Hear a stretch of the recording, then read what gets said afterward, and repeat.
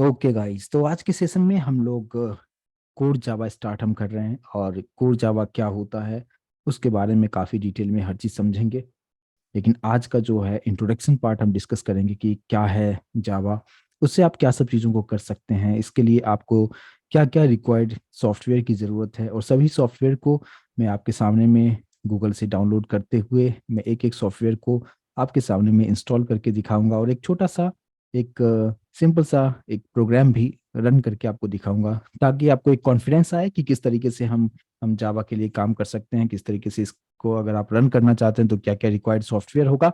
हर चीज के बारे में काफी डिटेल में इसके आज के सेशन में डिस्कस करेंगे। सबसे पहले जावा जो है, ये कोर जावा जो है जावा का पार्ट है। मींस अगर हम बात करें कि जावा जो होता है ये एक प्रोग्रामिंग लैंग्वेज है, और इस जावा के अंदर में दो पार्ट आता है। एक तो आ जाता है कोर जावा, जिसके बारे में हम डिस्कस कर रहे हैं, और दूसरा जो पार्ट होता है जो कि एडवांस्ड जावा हम उसको कहते हैं, एडवांस्ड जावा। ठीक है।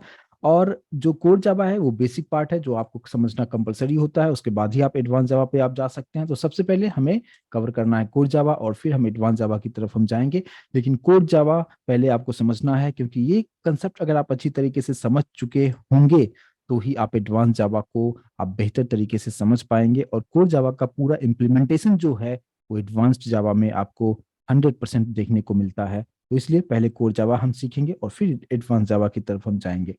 अब ये कोर जावा एडवांस जावा आप सीखने के बाद आप क्या कर सकते हैं उसको भी हम थोड़ा समझते हैं। कि अगर आप कोर जावा एडवांस जावा आप समझ लेते हैं अच्छी तरीके से, तो आप सॉफ्टवेयर डेवलप कर सकते हैं। सॉफ्टवेयर मतलब आप समझते हैं कि आपके काम को आसान करने के लिए आपके सिस्टम में कुछ सॉफ्टवेयर को इंस्टॉल किया जाता है, उस पर आप कुछ काम करते हैं।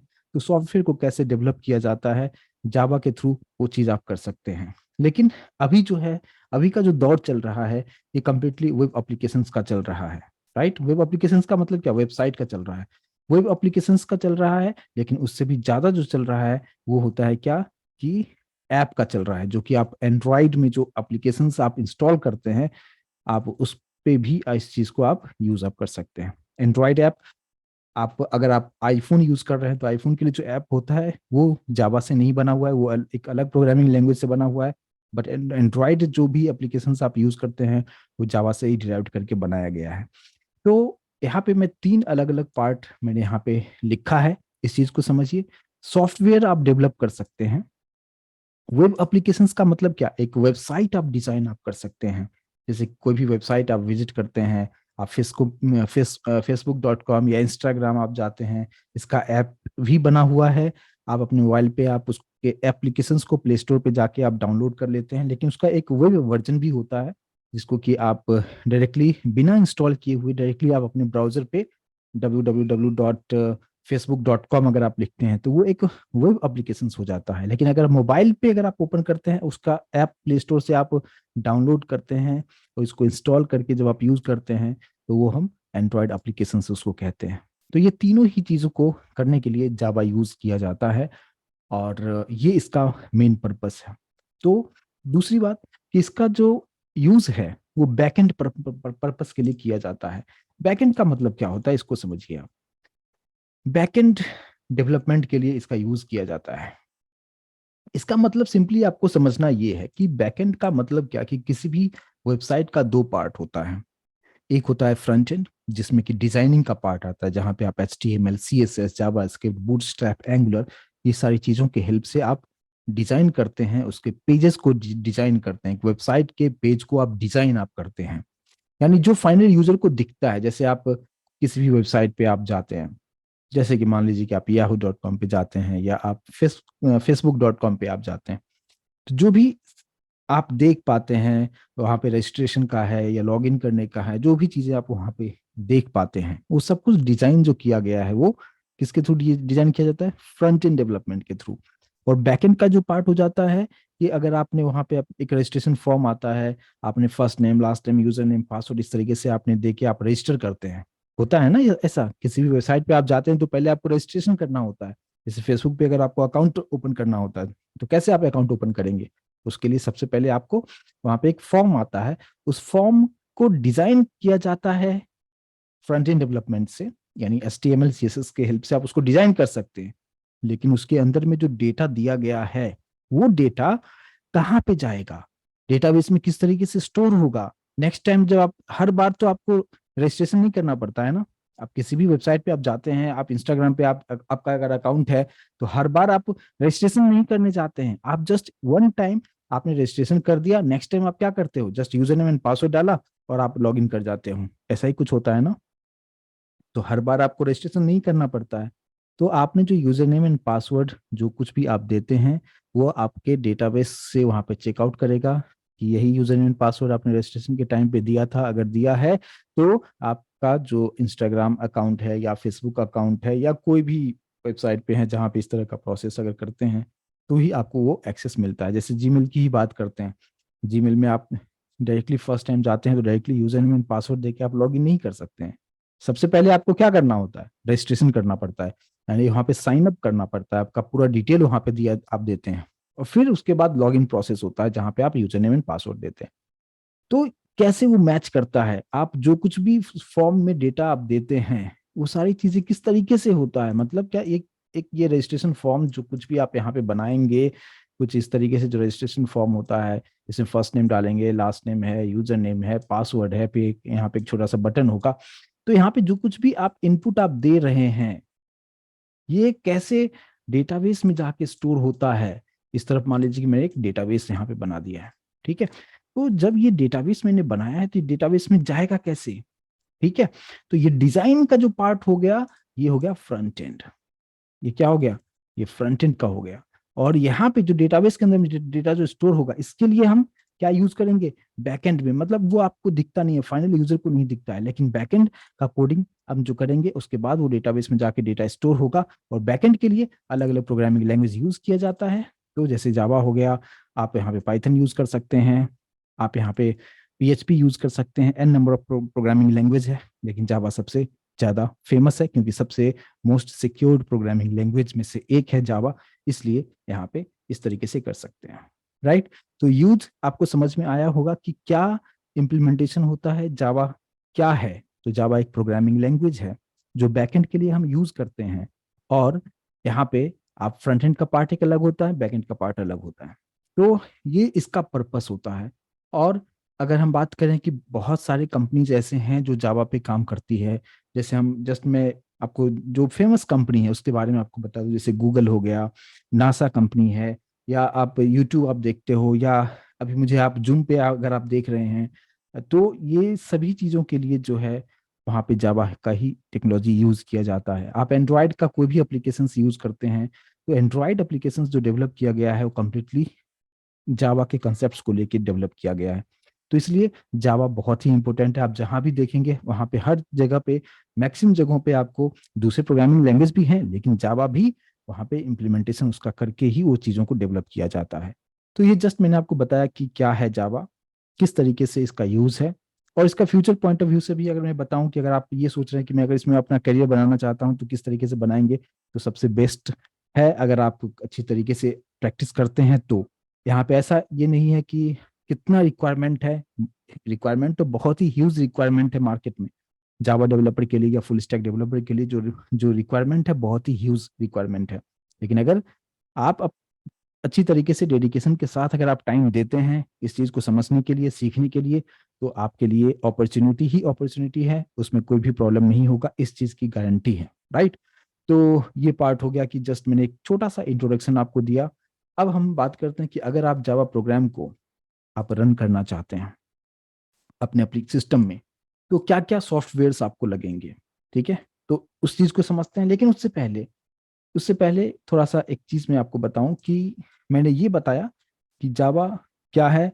तो जावा एक प्रोग्रामिंग लैंग्वेज है, प्रोग्रामिंग लैंग्वेज है, राइट। प्रोग्रामिंग लैंग्वेज का मतलब क्या होता है, इसको आपको समझना जरूरी है कि कंप्यूटर के साथ कम्युनिकेशंस करने के लिए आपको कंप्यूटर के लैंग्वेज में कंप्यूटर को कुछ इंस्ट्रक्शंस देना होता है, और उस इंस्ट्रक्शंस के बेसिस पे कंप्यूटर आपको कुछ आउटपुट देता है। और ये जो कंप्लीट प्रोसेस होता है इसी को हम प्रोग्रामिंग कहते हैं। मीन्स आपको किस तरीके से बताना है कि set of instructions to perform a specific task. एक पर्टिकुलर टास्क को परफॉर्म करने के लिए आप कंप्यूटर को जो कुछ भी इंस्ट्रक्शंस देते हैं उसी को हम क्या कहते हैं, प्रोग्रामिंग कहते हैं। अब यहाँ पे दो अलग अलग टर्म है, हम उस पर थोड़ा सा फोकस करेंगे। सेट ऑफ इंस्ट्रक्शंस और टास्क, ये दो पार्ट हुआ कि कुछ हम इंस्ट्रक्शंस देते हैं और उसके बेसिस पे हमें कुछ टास्क को परफॉर्म करके वो देता है। तो इंस्ट्रक्शंस जो आप कंप्यूटर को देंगे वो किस फॉर्मेट में होगा, और आपको जो आउटपुट मिलेगा, वो जो काम करके कंप्यूटर आपको देगा, वो किस लैंग्वेज में होगा। ये इंपॉर्टेंट पॉइंट होता है। क्योंकि अगर अगर आप थोड़ा बहुत भी कंप्यूटर को समझते हैं, जानते हैं, तो कंप्यूटर हर चीज को समझता है बाइनरी फॉर्म में। बाइनरी का मतलब सिर्फ होता है जीरो और वन के सिंटैक्स में ही, यानी जीरो एंड वन के सीक्वेंस को ही कंप्यूटर समझता है।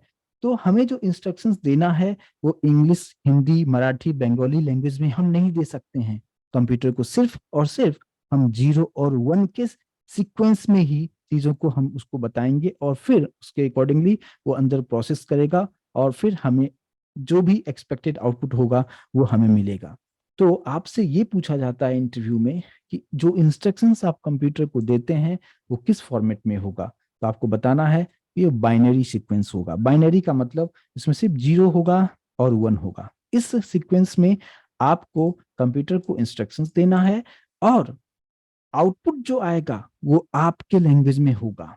ऐसा नहीं होगा कि आपने इंस्ट्रक्शन जीरो एंड वन के फॉर्मेट में दिया है तो कंप्यूटर भी आपको जीरो एंड वन के फॉर्मेट में देगा।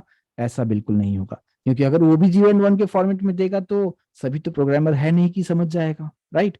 तो आउटपुट जो होगा वो हमारे लैंग्वेज में होगा। यानी आप किस लैंग्वेज में चाहते हैं, हिंदी में चाहते हैं, इंग्लिश में चाहते हैं, बंगाली में चाहते हैं, मराठी में चाहते हैं, जितने भी लैंग्वेजेस हैं सभी लैंग्वेजेस में कंप्यूटर आपको आउटपुट दे सकता है अगर आप जावा यूज कर रहे हैं तो।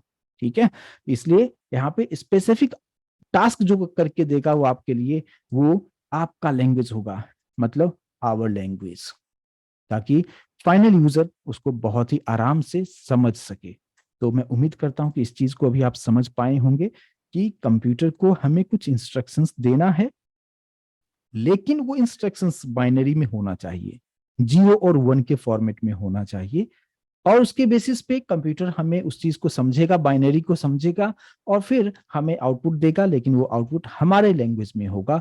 और ये जो कंप्लीट प्रोसेस मैंने जो बताया है, इसी प्रोसेस को हम क्या कहते हैं, प्रोग्रामिंग कहते हैं। उम्मीद करता हूं कि इस चीज को अभी आप समझ पाए होंगे, राइट। एकदम इजी तरीके से मैंने बताने की कोशिश किया है। ठीक है, अब हम मूव करते हैं नेक्स्ट पार्ट पे कि क्या हम जीरो एंड वन अगर हम देंगे, अगर आप सीखना चाहते हैं जावा को, तो क्या हम कोडिंग जो लिखेंगे वो जीरो एंड वन के सिंटैक्स में लिखेंगे क्या। आपसे ये क्वेश्चन पूछा जाएगा कि आप जब बोलोगे कि कंप्यूटर जीरो एंड वन को समझता है तो हमें इंस्ट्रक्शंस कंप्यूटर को जीरो एंड वन के फॉर्मेट में देना होगा। तो एज ए प्रोग्रामर आप जो कोडिंग लिखोगे वो इंग्लिश लैंग्वेज में होगा या जीरो एंड वन के फॉर्मेट में होगा। क्या होना चाहिए आपका आंसर, क्या आपके मन में चल रहा होगा। कैसे लिखेंगे कोड हम, जीरो एंड वन के फॉर्मेट में लिखेंगे या इंग्लिश, हिंदी, बंगाली किसी भी लैंग्वेज में हम इंस्ट्रक्शन दे सकते हैं। क्योंकि अगर आप सीखना चाह रहे हैं तो जीरो एंड वन आपको डायरेक्टली आप नहीं समझ पाएंगे। तो हमें जीरो एंड वन के फॉर्मेट में हम डायरेक्टली कोड नहीं लिखेंगे। हम जो भी कोड हम लिखेंगे वो कोड किसमें होगा, इंग्लिश लैंग्वेज में ही हम कोड को लिखेंगे। और अब आप सोचेंगे कि अगर मैंने इंग्लिश कोड में कोड लिखा है तो फिर कंप्यूटर तो समझता है क्या, बाइनरी को समझता है, तो फिर वो कैसे समझेगा उस चीज को। फिर यहाँ पे आता है कि आपको रिक्वायर्ड सॉफ्टवेयर चाहिए, कुछ तो सॉफ्टवेयर आपको इंस्टॉल करना होगा जो क्या करेगा कि आप जो इंस्ट्रक्शंस इंग्लिश लैंग्वेज में जो आप दे रहे हैं उसको वो इंटरनली कन्वर्ट करेगा किसमें, जीरो एंड वन में, और फिर वो जीरो एंड वन को समझेगा और फिर हमें हमारे लैंग्वेज में आउटपुट देगा। तो वो रिक्वायर्ड सॉफ्टवेयर क्या है, उसको हम किस तरीके से इंस्टॉल करेंगे, उसके बारे में हम डिस्कस करेंगे। चलिए, तो ये एक पार्ट हमने क्लियर कर दिया होगा, मैं उम्मीद करता हूं इसको आप समझ पाए होंगे। अब हम आते हैं क्या कि सॉफ्टवेयर्स। यहाँ पे सबसे फर्स्ट जो है आपको इंस्टॉल करना होगा जेडीके। जेडीके का मतलब होता है, इसका जो फुल फॉर्म की जस्ट बात करें तो जावा डेवलपमेंट किट। अच्छा, नाम से ही आपको समझ में आएगा कि जावा को डेवलप करने के लिए किट होता है ना, एक किट होता है, कुछ स्टफ होगा जिसके हेल्प से हम जावा को हम डेवलप कर सकते हैं। तो ये एक सॉफ्टवेयर आपको इंस्टॉल करना होगा। और अगर आपने इसको इंस्टॉल अगर आपने कर लिया, उसके बाद का जो प्रोसेस होगा उसमें हम क्या करेंगे कि ये हमारे पास फर्स्ट एक सॉफ्टवेयर हो गया जिसको कि हमें इंस्टॉल करना होगा। लेकिन हम इसमें कोडिंग नहीं कर सकते हैं, ये जस्ट आपके सिस्टम में इंस्टॉल रहेगा, वो इंटरनली काम करता रहेगा। लेकिन हम जो कोड लिखेंगे, यानी जिसको हम क्या कहते हैं, एडिटर, एडिटर जो हम यूज करेंगे, वो एडिटर क्या होगा, एडिटर में अलग अलग, एडिटर का मतलब क्या है, जहां पे आप कोड को लिखते हैं। तो इसमें सबसे पहले हम यहाँ पे बेसिक कंसेप्ट को समझने के लिए यूज करेंगे नोटपैड प्लस प्लस। बहुत ही लाइट वेट सॉफ्टवेयर है, आपके सिस्टम को बिल्कुल भी हार्म नहीं पहुंचाएगा, और बहुत ही इजी तरीके से इसको आप डाउनलोड करके इंस्टॉल करके उसमें आप कोडिंग करेंगे, जो कि मैं अभी करके आपको दिखाऊंगा। सेकेंड नंबर पे और वो आता है इक्लिप्स। जावा के लिए सबसे बेस्ट एडिटर है इक्लिप्स, और इस पे भी कैसे काम करेंगे हम आने वाले सेशन में डिस्कस करेंगे। और भी बहुत सारे हैं, आप VS कोड भी यूज कर सकते हैं, आप आप और यूज कर सकते हैं क्या, सबलाइन भी यूज कर सकते हैं, और भी बहुत एन नंबर ऑफ सॉफ्टवेयर आज के डेट में बहुत सारे आ चुके हैं। लेकिन ये जस्ट एडिटर है, कोडिंग में कोई चेंजेस नहीं होगा। ऐसा नहीं कि आप नोटपैड प्लस प्लस यूज कर रहे हैं तो कोडिंग अलग हो जाएगा, इक्लिप्स यूज कर रहे हैं तो कोडिंग अलग हो जाएगा, ऐसा नहीं है। कोडिंग तो एग्जैक्टली वही होगा, लेकिन आपको किस पे काम करना है ये कंप्लीटली आप यहाँ पे डिसाइड करेंगे। नोटपैड और नोटपैड प्लस प्लस में बहुत ही डिफरेंस है, बहुत ही डिफरेंस है, राइट। तो यहाँ पे नोटपैड जो है आपके सिस्टम में बाय डिफॉल्ट होता है, लेकिन मैं उसमें रिकमेंड नहीं करूंगा। आपको notepad plus plus additional download करना होगा, जो कि मैं अभी करके दिखाऊंगा। अब आपके मन में चल रहा होगा कि इक्लिप्स जो है, इक्लिप्स में हमें करना चाहिए। मैं बिल्कुल बता रहा हूँ कि इक्लिप्स जो है सबसे बेस्ट है, लेकिन बेस्ट तभी है जब आप जावा के बेसिक कंसेप्ट्स को अच्छी तरीके से आप समझते हैं, तो आप इक्लिप्स यूज कीजिए। लेकिन अगर आप बिगिनर्स हैं, लर्नर हैं, अभी जस्ट आपने जावा को सीखने की कोशिश कर रहे हैं, तो मैं आपको रिकमेंड करूंगा कि उस वक्त आप नोटपैड प्लस प्लस यूज कीजिए या सबलाइम यूज कीजिए। बाकी ये दो सॉफ्टवेयर के बारे में मैं अभी आपको नहीं बोलूंगा कि आप यूज कीजिए, लेकिन जब हम 30% सिलेबस को कवर कर लेंगे जावा का, कोर जावा का, उसके बाद फिर हम इक्लिप्स और VS कोड के बारे में डिस्कस करेंगे। बट अभी हम लोग नोटपैड प्लस प्लस सबसे बेस्ट है, इसी में हम समझेंगे, क्योंकि इक्लिप्स में सब कुछ बना बनाया होता है। वहां पे आप जाएंगे, कोड भी ऑटोमेटिक आ जाता है, आपको लिखना भी नहीं पड़ता है, और जस्ट एक बटन होता है, क्लिक करेंगे, आउटपुट आपको मिल जाता है। लेकिन इंटरव्यू में आपसे ये पूछा जाता है कि इंटरनली कैसे आपने, आपका जो प्रोग्राम है वो कैसे कंपाइल हुआ, कैसे रन हुआ, वो चीज वहां पे मिस हो जाता है इक्लिप्स और VS कोड में, क्योंकि इंटरनली वो खुद करके आपको दे देता है। तो एज ए प्रोग्रामर आपको वो चीज समझ में नहीं आता है, और इंटरव्यू में आपसे वही चीज पूछ लिया जाता है कि कैसे रन होता है। आपने, आप अगर आप इक्लिप्स ही सिर्फ यूज करते हैं या सिर्फ VS कोड यूज करते हैं, तो आप वहां पे उस तरीके से एक्सप्लेन नहीं कर सकते हैं। आप यही बोलोगे कि वहां पे तो एक जस्ट बटन होता है, हम कोड लिखते हैं, क्लिक करते हैं, आउटपुट आ गया। लेकिन वो इंटरव्यू में आपसे पूछेगा कि इंटरनली क्या हुआ, और वो चीज हम नोटपैड प्लस प्लस अगर यूज करते हैं तो उस चीज को आप बेहतर तरीके से समझ पाएंगे, और उसके बारे में हम अभी आने वाले सेशन में डिस्कशन करते रहेंगे उस पर। ठीक है, तो फिलहाल हमें यहाँ पे दो सॉफ्टवेयर को हम डाउनलोड करके आपको बताएंगे। एक तो JDK Java development kit, compulsory तौर पे आपको डाउनलोड करके इंस्टॉल करना होगा। और अभी मैं आपको नोटपैड प्लस प्लस के बारे में आपको डाउनलोड करके इंस्टॉल करके, और फिर इसमें हम एक कोड भी लिखेंगे, और फिर जावा के हेल्प से उस कोड को हम रन करके भी आपको दिखाएंगे। ठीक है, तो अब हम आ जाते हैं अपने गूगल के पेज पे, और वहां पे हम लोग JDK को डाउनलोड करते हैं, और कौन सी वेबसाइट से डाउनलोड करना है, कौन सा वर्जन लेना है, उस सभी चीजों के बारे में काफी डिटेल में स्टेप बाय स्टेप हम समझने की कोशिश करेंगे। अभी आप के स्क्रीन पे आ चुका है गूगल। गूगल के सर्च में आप जाएंगे और जस्ट लिखेंगे JDK डाउनलोड। जस्ट आप टाइप किया JDK डाउनलोड, कीबोर्ड से एंटर प्रेस करेंगे। सबसे फर्स्ट आपको एक लिंक मिलेगा जावा डाउनलोड्स, जो कि है oracle.com का, यानी oracle.com ही जावा को हैंडल कर रही है फिलहाल अभी, राइट। तो यहाँ पे जो फर्स्ट लिंक है, और हमेशा मैं आपको रिकमेंड करूंगा कि जब भी आप जावा की सॉफ्टवेयर या किसी भी सॉफ्टवेयर को डाउनलोड करते हैं तो उसका जो ऑफिशियल वेबसाइट है उसी वेबसाइट से डाउनलोड करें, सेफ होता है, वायरस वगैरह का कोई इशू नहीं आता है, ठीक है। तो इसलिए ये oracle.com जो है वही जावा को हैंडल कर रही है। तो यहाँ पे जो फर्स्ट लिंक है जावा डाउनलोड्स, इसको हम क्लिक करेंगे और ये कुछ इस तरीके से इंटरफेस आपको दिखेगा oracle.com का, जहाँ पे आपको यहाँ पे दिखेगा जावा डाउनलोड्स, आप इसको देख पाएंगे। और अब यहाँ पे आपको कहाँ पे जाना है, देखिए अभी आज की डेट की बात करें तो यहाँ पे जावा 20 एंड जावा 17 अवेलेबल है। तो हम अपडेटेड की तरफ जाएंगे, यानी मैं अभी आपको जो दिखाऊंगा जावा 20 को हम डाउनलोड करके इंस्टॉल करेंगे। अब नीचे अगर आप आएंगे, अगर आप चाहते हैं कि हम जावा 17 पे काम करें तो यहाँ पे दो अलग अलग ऑप्शंस आपको देखने को मिलेगा। बाय डिफॉल्ट जावा 20 सेलेक्ट है। अगर आप जावा 17 में जाना चाहते हैं तो यहाँ पे जावा 17 पे क्लिक करेंगे तो जावा 17 का सारा चीज आ जाएगा। नीचे भी आप देखेंगे अलग अलग लिंक आपको देखने को मिलेगा, बट मैं रेकमेंड करूंगा कि आप अपडेटेड भी कर सकते हैं, आप पुराने वाले वर्जन पे भी कर सकते हैं। वर्जन की एक अलग कहानी है, आने वाले सेशन में कभी मैं डिस्कस करूंगा, लेकिन फिलहाल हम लोग जावा 20 को ही हम टिक करेंगे और ये अपडेटेड है। अगर उसके नीचे हम आएंगे तो आपको देखने को मिलेगा जावा एसई मतलब standard addition development kit 20 downloads.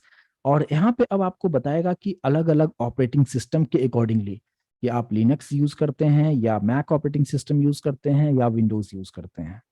तो अगर आप में से कोई मैक यूज करते हैं तो मैक ऑपरेटिंग सिस्टम वाले जो ऑप्शन है उसको टिक करेंगे। और यहाँ से इसमें x64 कंप्रेस्ड आर्चिव, यहाँ पे बहुत सारे लिंक हैं, बट सबसे बेस्ट आपको ये लिंक आपको मिलेगा जो कि 179.21 MB का है। और ये जो लिंक है डाउनलोड का लिंक है, जैसे इस पे आप क्लिक करेंगे डाउनलोड होना स्टार्ट हो जाएगा, ठीक है। लेकिन मैं मैक ऑपरेटिंग सिस्टम फिलहाल मैं अभी यूज नहीं कर रहा हूँ, मैं यूज कर रहा हूँ विंडोज। तो मैं विंडोज वाले जो टैब है उस पर मैं क्लिक करूंगा और यहाँ पे भी अब आपके पास ऑप्शन आ गया है x64 इंस्टॉलर, और ये है 159.94 MB का, और यहाँ पे डाउनलोड का लिंक दिया हुआ है। तो जस्ट आपको इस पर क्लिक करना है, जैसे आप इस पर क्लिक करेंगे डाउनलोड होना स्टार्ट हो चुका है। अगर आप मेरे कर्सर पे फोकस करेंगे तो यहाँ पे कॉर्नर में आप देख पाएंगे चंद सेकंड में ये डाउनलोड हो जाएगा। और ये डिपेंड करता है कि आपका इंटरनेट स्पीड किस तरीके से है, कितना बेहतर स्पीड है, और प्लस आपका जो सिस्टम है कितना अच्छा परफॉर्मेंस देता है, तो सब कुछ उस पर डिपेंड करेगा। तो हम थोड़ा सा वेट करेंगे और किसी भी चीज़ को मैं यहाँ पे स्किप नहीं करूंगा और इसको हम डाउनलोड होने देते हैं। 20 सेकेंड्स में, थोड़ी देर में ये डाउनलोड हो जाता है। और जैसे ये डाउनलोड हो जाता है उसके बाद हम जस्ट इसको इंस्टॉल करेंगे। इंस्टॉलेशन भी कोई टफ नहीं है, जैसे आप कोई भी सिंपल सा सॉफ्टवेयर आप जिस तरीके से आप इंस्टॉल करते हैं, जस्ट डबल क्लिक करते हैं नेक्स्ट नेक्स्ट नेक्स्ट, और जो ऑप्शंस आता है बस उसी तरीके से करना है। कुछ इसमें रॉकेट साइंस नहीं है, सिंपल सा इजी प्रोसेस है। लेकिन फिर भी मैं हर प्रोसेस को यहाँ पे आपके सामने में करके दिखाऊंगा ताकि आपको प्रॉब्लम ना हो कि हमें कहाँ से डाउनलोड करना है, कौन सा फाइल लेना है, क्योंकि यहाँ पे आपने देखा कि बहुत सारे अलग अलग फाइल्स हैं, लेकिन कौन सा यूज करना है वो अभी आपको समझ में आना चाहिए। तो यहाँ पे आप अगर आप देखेंगे तो ये डाउनलोड हो चुका है। मेरे कर्सर पे अगर फोकस करेंगे तो यहाँ पे आपको दिखा रहा है, और यहाँ पे जो आप एरो साइन देख रहे होंगे जस्ट इस पे क्लिक करना है, शो इन फोल्डर, इस पे मैं क्लिक करूंगा और अभी आप यहाँ पे देख पाएंगे ये हमें डाउनलोड फोल्डर में लेके आ गया है। जो भी डाउनलोड होता है वो डाउनलोड फोल्डर में आ चुका है। और अब यहाँ पे मैं उम्मीद करता हूँ कि इस फोल्डर को भी आप देख पा रहे होंगे। और यहाँ पे JDK 20 विंडोज आपको यहाँ पे दिखा रहा है और इसे हमें अब इंस्टॉल करना है। डाउनलोड हो चुका है।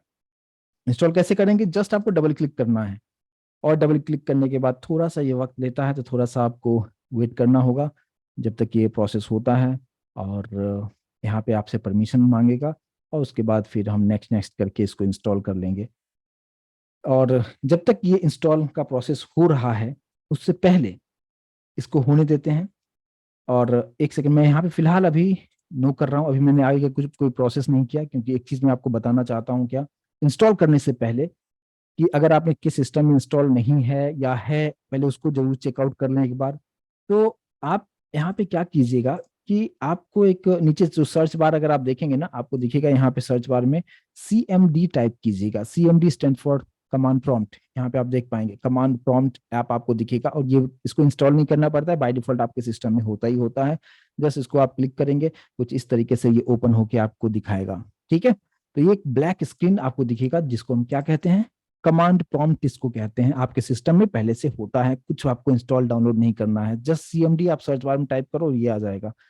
अब यहाँ पे आप सर्च कर लें कि मेरे इस पर्टिकुलर सिस्टम में JDK इंस्टॉल है या नहीं है, उसको चेकआउट करने का तरीका क्या है। उसके लिए कुछ हम कमांड पास करेंगे, वो कमांड होगा, सिर्फ आप लिखेंगे जावा, स्पेस देना है, फिर हाइफन, और फिर यहाँ पे हम लिखेंगे क्या, वर्जन, VERSION, और एंटर प्रेस करेंगे।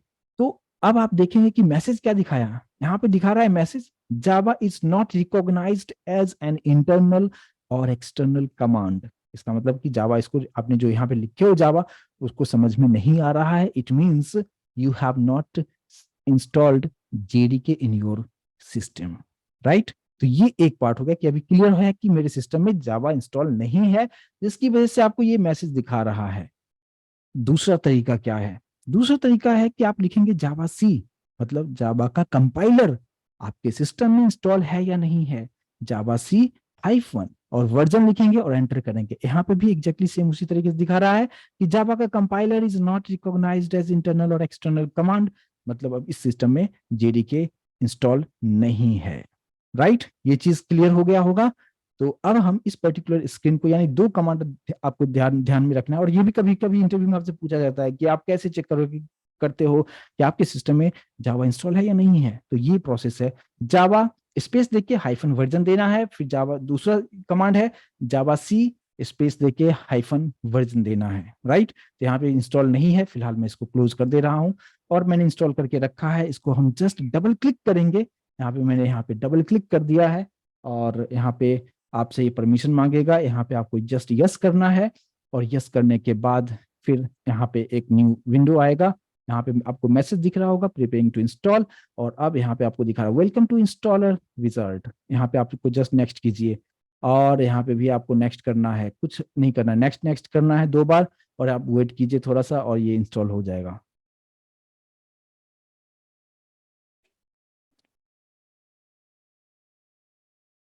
ये थोड़ा सा ज्यादा टाइम नहीं लेता है, लेकिन डिपेंड करता है कि आपका सिस्टम कितना फास्ट है, उस पर भी सब कुछ डिपेंड करता है।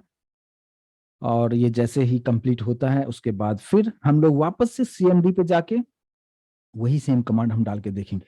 अभी आप देखिए, यहाँ पे आपको दिखा रहा है यहाँ पे क्या, कि जावा TM मतलब trademark standard addition development kit 2064 bit successfully installed, right. Clear message अभी आपको यहाँ पे दिखा रहा है, और जस्ट हम लोग यहाँ पे इसको क्लोज कर देंगे कि यस हो चुका है। अब आपके सिस्टम में JDK इंस्टॉल हो चुका है।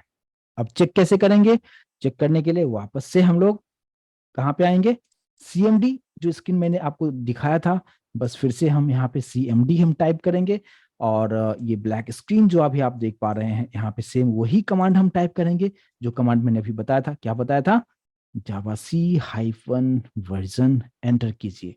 जब एंटर करेंगे आपको दिखा रहा है जावा कंपाइलर 20।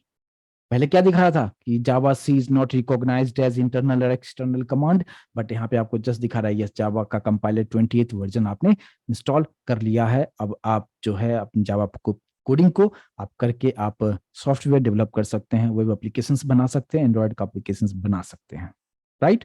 तो ये फर्स्ट प्रोसेस हो गया। मैं उम्मीद करूंगा कि इस चीज को भी आप समझ पाएंगे। मैंने एक एक स्टेप को बताया, किसी भी स्टेप को मैंने स्किप नहीं किया, एक एक चीज को डाउनलोड करके आपको एक एक चीज करके दिखाया आपको, राइट। तो ये पार्ट हमारा हो चुका है कि हमने इंस्टॉल कर लिया है, और प्रॉपर तरीके से आप चेकआउट कैसे करते हैं वो भी मैंने आपको बता दिया। अब हम मूव करते हैं एक और सॉफ्टवेयर, और वो सॉफ्टवेयर क्या हमें डाउनलोड करना है, अभी जस्ट मैंने आपको व्हाइट बोर्ड पे एक्सप्लेन किया था, और वो सॉफ्टवेयर है नोटपैड प्लस प्लस। नोटपैड की बात नहीं कर रहा हूँ, नोटपैड बाय डिफॉल्ट आपके सिस्टम में होता है, मैं नोटपैड प्लस प्लस की बात कर रहा हूँ। हम वापस से आते हैं गूगल पे, और गूगल पे आएंगे वापस से, और यहाँ पे जो JDK डाउनलोड है वहां पे हम क्या लिखेंगे, नोटपैड, आप देख सकते हैं नोटपैड प्लस प्लस डाउनलोड, और इसका भी ऑफिशियल वेबसाइट है notepad++.org।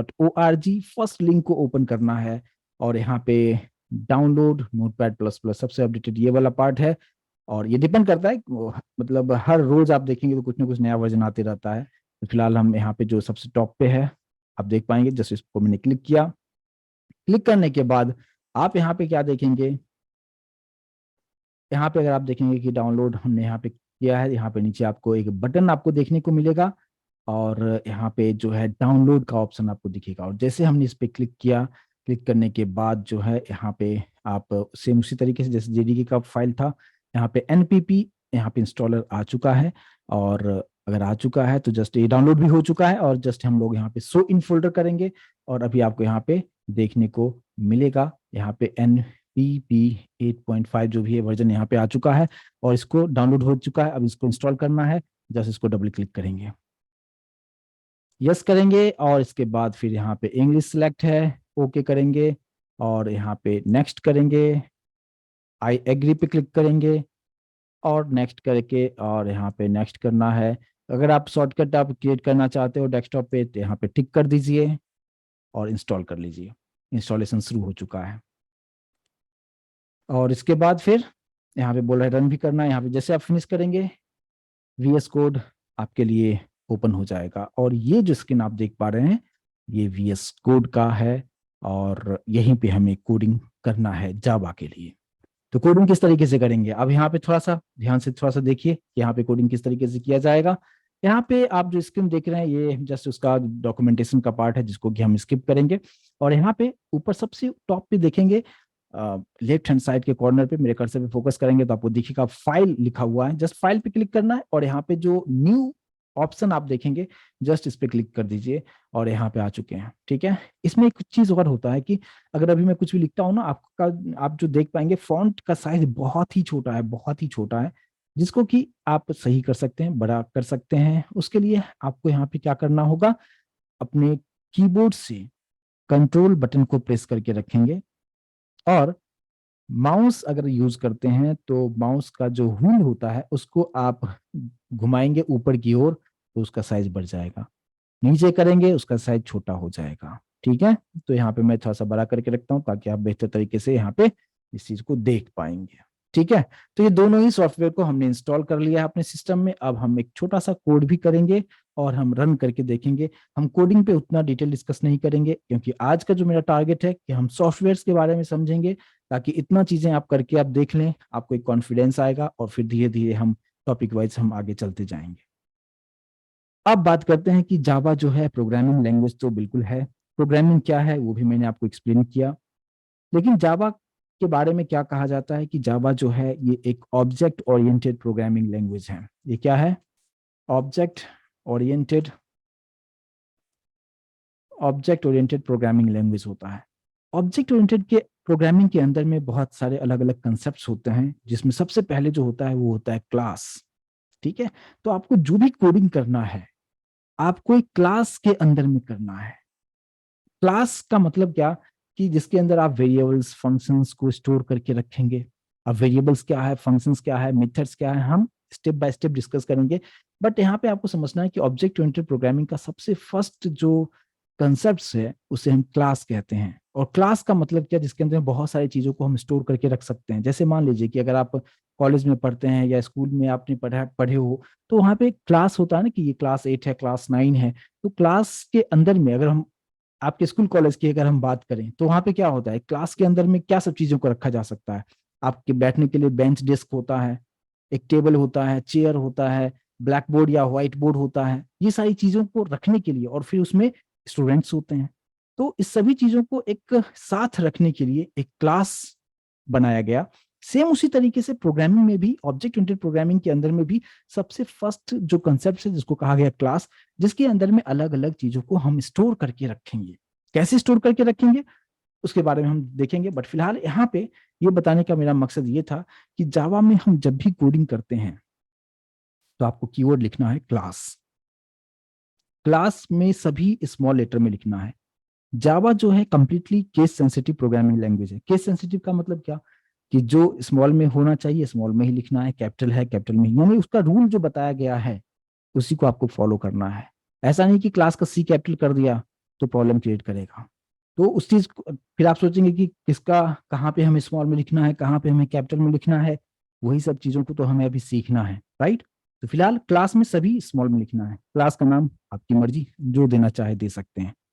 क्लास का जो नाम आप देंगे ये है क्लास कीवर्ड, और मैंने बताया कि क्लास का नाम क्या है, टेस्ट है। जैसे क्लास 8, क्लास 9, क्लास 10, सेम उसी तरीके से क्लास का नाम हमने क्या रखा, ये क्लास टेस्ट नाम का हमने क्लास हम बनाना चाहते हैं।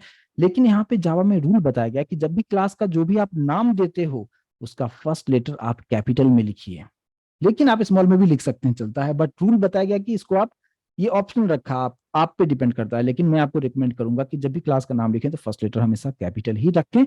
और उसके बाद फिर नीचे आइएगा, कर्ली ब्रैकेट ओपन और क्लोज दोनों एक साथ कर दीजिए, ताकि आप भूलेंगे नहीं, क्योंकि कोडिंग में स्टूडेंट्स जब सीखते बिगनर्स रहते हैं तो कर्ली ब्रैकेट ओपन कर देते हैं और क्लोज सोचते हैं कि हम नीचे जाके हम क्लोज करेंगे, उस चक्कर में भूल जाते हैं। इसलिए साथ साथ ओपनिंग एंड क्लोजिंग देते जाएंगे तो कंफ्यूजन नहीं होगा, और फिर उसके अंदर आके एंटर कर लें कुछ इस तरीके से, तो आपको मिस नहीं होगा कि कर्ली ब्रैकेट कहीं मिस, मतलब ओपन कर दिया, क्लोज किया, नहीं किया, तो साथ साथ ये चीज आप करते जाओगे। इसके बाद क्लास टेस्ट के अंदर में एक मेथड आपको लिखना होता है जावा में, जिसको कि कहते हैं मेन मेथड, और मेन मेथड होता है कि पब्लिक स्टैटिक वाइड मेन लिखते हैं कुछ इस तरीके से। इसमें कोई भी चेंजेस आपको नहीं करना है, जैसा लिखा है उसी तरीके से आपको यहाँ पे लिखना है, और ये कंप्लीटली इनबिल्ट होता है। लेकिन अभी आपको जस्ट इतना समझना है कि ये कंपलसरी तौर पे आपको जावा में यूज करना ही करना है, आपको जो कुछ भी कोडिंग करना है ये इसी के अंदर में करना है। इसके अंदर का मतलब क्या है, यहाँ फिर से मैं एंटर करूंगा और curly bracket open and close करूंगा, और फिर इसी के अंदर में आपको पूरा कोड आपको लिखना है। ठीक है, तो ये क्लास का नाम हो गया टेस्ट, इसके अंदर में हमने लिखा, इसको कहते हैं क्या, मेन मेथड। ये मेन मेथड है, यानी यहीं से एग्जीक्यूशन स्टार्ट होता है। लेकिन आने वाले सेशन में मैं आपको बताऊंगा कि ये पब्लिक का क्या काम है, स्टैटिक क्यों लिखा गया है, वाइड क्या है, मेन क्या है, स्ट्रिंग ARGS क्या है, यानी ईच एंड एवरी कीवर्ड के बारे में हम लोग काफी डिटेल में हम डिस्कस करेंगे। ठीक है, बस बट फिलहाल अभी आप जस्ट इतना आप लिखें, इसके पीछे उतना भी नहीं जाएं, क्योंकि हम एक ही क्लास में खत्म नहीं करने वाले हैं, बहुत सारी चीजों को समझना है और स्टेप बाय स्टेप समझना है, तो ही आप उस चीज को बेहतर तरीके से ग्रैस्प कर पाएंगे। अब इसके नीचे क्या लिखना है, जैसे कि मान लीजिए अगर आप थोड़ा बहुत C++ जानते हैं तो ठीक है, नहीं जानते हैं तो और भी अच्छा है। अगर आप C++ या C जानते हैं तो वहां पे एक आता है कि कुछ भी मैसेज को प्रिंट करना चाहते हैं आप आउटपुट स्क्रीन पे, तो उसके लिए प्रिंट एफ एक फंक्शन यूज किया जाता है। अगर C++ की बात करें तो वहां पे सी आउट यूज किया जाता है। एग्जैक्टली उसी तरीके से जावा में कुछ भी मैसेज को प्रिंट करना चाहते हैं तो यहाँ पे आपको लिखना होता है system.out.println, ऐसा लिखा जाता है। सिस्टम का एस कैपिटल होगा, स्ट्रिंग का एस कैपिटल होगा, इस बात पे ध्यान देना है। अब कैपिटल लिखा है इसका मतलब आप समझ जाओ कि जिस भी कीवर्ड के पहले फर्स्ट लेटर कैपिटल है, आप समझ जाइए क्लास की तरह काम कर रहा है। जैसे यहाँ पे क्लास टेस्ट बताया था कि टेस्ट में टी आप, और लेकिन ये नाम आप पे डिपेंड करता है, आप कुछ भी दे सकते हैं, लेकिन स्ट्रिंग आपको एज इट इज लिखना है, बट स्ट्रिंग का एस कैपिटल लिखना है, यानी ये भी क्लास की तरह काम कर रहा है। सिस्टम का एस कैपिटल है, इसका मतलब सिस्टम भी एक इनबिल्ट क्लास है, इनबिल्ट है लेकिन पहले से बना हुआ है, उसके बारे में भी हम आगे डिस्कस करेंगे, लेकिन फिलहाल इस बात पे ध्यान देना है। तो सब सभी स्मॉल में लिखा गया है, लेकिन स्ट्रिंग का एस कैपिटल, सिस्टम का एस कैपिटल आपको लिखना है, डॉट सेम इसी तरीके से लिखना है। और यहाँ पे ब्रैकेट के अंदर क्या आप मैसेज प्रिंट करना चाहते हैं, मैंने लिखा हेलो एवरीवन, ये जस्ट एक मैसेज में प्रिंट करना चाहता हूं। जो मैसेज आप प्रिंट करना चाहते हैं और चाहते हैं कि एज इट इज ये मैसेज आउटपुट स्क्रीन पे प्रिंट हो, उसको आप डबल कोट के अंदर में आप लिखिए और लास्ट में सेमीकोलन लिखें। सेमीकोलन का मतलब क्या, I am done with this line, ये लाइन मेरा कंप्लीट हो चुका है। जैसे आप कुछ इंग्लिश में आप लिखते हो, एक लाइन कंप्लीट होता है तो आप फुल स्टॉप लिखते हो। हिंदी अगर में अगर कुछ चीजों को लिखते हैं तो पूर्ण विराम जिसको कहते हैं, उसी तरीके से प्रोग्रामिंग में सेमीकोलन का मतलब क्या होता है, फुल स्टॉप, या उसको पूर्ण विराम हिंदी में बोल सकते हैं। तो ये हमने एक छोटा सा कोड लिखा है, क्लास का नाम मेन मेथड, और मेन मेथड के अंदर में हमने ये मैसेज मुझे प्रिंट करना है। अब यहाँ पे आपको इस बात पे ध्यान देना है कि मेन मेथड कंपलसरी तौर पे लिखना ही लिखना है। ठीक है, जैसा बता रहा हूं उस चीज पे भी फोकस कीजिए। अब यहाँ पे ये मैसेज हमें प्रिंट करना है। सबसे पहले यहाँ पे हमने जो भी कोड लिखा है इस कोड को सेव करना जरूरी है। अगर आप नोटपैड प्लस प्लस यूज करते हैं, मेरे कर्सर पे फोकस कीजिएगा, यहाँ पे लिखा है new1 और उसके पहले एक फाइल जैसा सिंबल आपको दिखने को मिलेगा, और उसका कलर आपको रेड दिखेगा, राइट। अगर रेड दिख रहा है इसका मतलब आप देख के समझ जाओगे कि अच्छा यहाँ पे हमने जो भी कोडिंग किया है हमने सेव नहीं किया है। सो आपको इसे सेव करना कंपलसरी है, क्योंकि बिना सेव किए कैसे कर सकते हैं। सेव कैसे करेंगे, सेव करने के लिए फिर से आप फाइल पे जाएंगे, यहाँ पे आपके पास ऑप्शन है सेव के लिए, या shortcut keys control S use कर लें, तो आप जो भी ऑप्शन यूज करना चाहें कर सकते हैं। जस्ट मैंने यहाँ पे सेव पे क्लिक कर लिया। अब इस प्रोग्राम को कहाँ पे सेव करना है ये भी इंपॉर्टेंट पार्ट है, आप कहीं भी सेव कर सकते हैं, ठीक है। तो जैसे कि मान लीजिए कि मैंने यहाँ पे कहाँ पे सेव कर रहा हूँ, मान लीजिए कि मैं अपने सिस्टम में डी ड्राइव में एक न्यू फोल्डर बना दिया और मैंने यहाँ पे नाम दे दिया जावा प्रो, नाम दे दिया, ठीक है, जावा प्रो 1 नाम दे दिया। फोल्डर का नाम कुछ भी आप दे सकते हैं, ये जस्ट एक फोल्डर मैंने बनाया। और फाइल का नाम आपको क्या देना है, इस बात पे ध्यान देना है, फाइल का नाम वही दीजिएगा जो आपने क्लास का नाम दिया है। क्लास का नाम हमने क्या रखा है, टेस्ट रखा है, तो फाइल का भी नाम आपको टेस्ट देना है। इसके पीछे बहुत लंबी कहानी है, एक अलग से टॉपिक है उसमें जावा में, जो कि हम आने वाले सेशन में डिस्कस करेंगे। बट एज फॉर नाउ आपको जस्ट यहाँ पे फॉलो क्या करना है, जो भी आपने क्लास का नाम दिया है वही आपको यहाँ पे फाइल का नाम देना है, और डॉट जावा यहाँ पे आपको कर देना है, ठीक है। एक्सटेंशन कंपलसरी तौर पे डॉट जावा देना है, ये मिस नहीं करना है, इस बात को ध्यान देना है। टेस्ट डॉट जावा आपको लिखना है, और यहाँ पे सेव बटन पे हम क्लिक कर देंगे। अब आप यहाँ पे देखेंगे टेस्ट डॉट जावा दिखा रहा है, और इससे पहले जो फाइल का कलर रेड था ये चेंज हो चुका है, और ये कलर आपको जब देखने को मिलेगा आप समझ जाएं कि आपने जो भी कोडिंग यहाँ पे किया वो कंप्लीटली सेव हो चुका है, और अब आप इसको रन करने के पोजीशन में हैं, ताकि आपको हेलो एवरीवन ये मैसेज आपको आउटपुट स्क्रीन पे दिखेगा। अब आउटपुट स्क्रीन कैसे दिखेगा, अब वापस से आपको सीएमडी ओपन करना है। सीएमडी मतलब कमांड प्रॉम्प्ट, जो जहां पे मैंने आपको दिखाया था कि जावा इंस्टॉल हुआ या नहीं हुआ, वो पेज आपको फिर से ओपन करना है। फिर से आप सर्च बार में जाएं, सीएमडी कमांड प्रॉम्प्ट, ये जो आप देख पा रहे होंगे, जस्ट इसको मैंने क्लिक किया और अभी आपके सामने ब्लैक स्क्रीन ओपन हो चुका है। और अब यहाँ पे ही आपको करना है, इस स्टेप को अच्छी तरीके से समझिएगा। पहले प्रोग्राम हमने कहाँ पे सेव किया है, इस चीज पे फोकस कीजिए। प्रोग्राम को हमने सेव किया है कहाँ पे, मैं उस पर्टिकुलर लोकेशन पे भी मैं आपको लेके चलता हूं। मैंने जो प्रोग्राम सेव किया है डी के अंदर में जावा प्रो 1, राइट। यहाँ पे अगर आप देखेंगे ये आप देख पाएंगे, राइट, कि डी ड्राइव में जावा प्रो 1 नाम का फोल्डर है जहां पे मैंने इसको सेव किया हुआ है। ये फाइल अभी आप एक फाइल आप देख पा रहे होंगे, और यहाँ पे ये कमांड प्रॉम्प्ट भी मैं ओपन कर देता हूँ ताकि आप दोनों ही स्क्रीन को प्रॉपर तरीके से आप देख पाएंगे, ठीक है। अब मुझे इस लोकेशन पे जाना है। अभी आप देखो यहाँ पे पॉइंटर कहाँ पे बता रहा है कि आप सी ड्राइव में हो, यूजर्स फोल्डर के अंदर में कहीं तो एडमिन फोल्डर है, वहां पे ये पॉइंट कर रहा है।